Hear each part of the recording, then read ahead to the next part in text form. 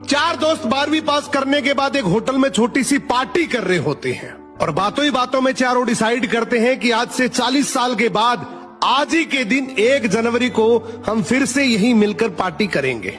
और हाँ, जो सबसे आखिर में आएगा सबका बिल वही पे करेगा।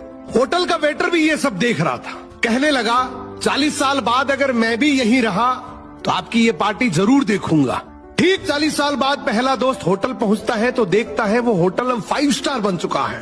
अब वहां पर सब कुछ बदल चुका है। तो एक शख्स उसे पहचान जाता है और कहता है, सर बैठिए, मैं आपको पहचान गया, मैं वही वेटर हूँ जो अब इस होटल का मालिक बन चुका हूँ। वो कहता है, क्या बात है।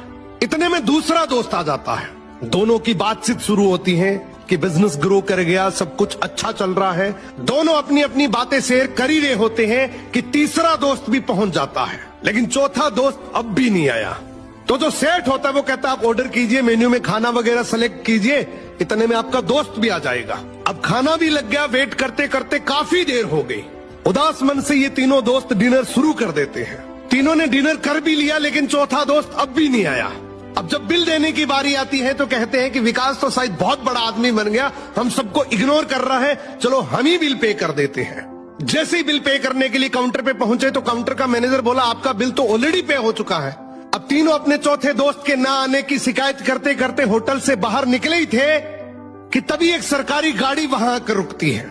उसमें से एक लड़का उतरता है और तीनों के पैर छूते हुए कहता है, मेरे पापा टीचर बन गए थे, मुझे कलेक्टर बनाने के काबिल कर दिया, लेकिन अफसोस मेरे पापा आज से 1 महीने पहले ये दुनिया छोड़कर चले गए। उन्होंने आखिरी वक्त में आपके इस वादे के बारे में मुझे बताया था और कहा था कि जब तीनों पार्टी खत्म कर ले तो उसके बाद तू वहां जाना और पेमेंट वगैरह कर देना।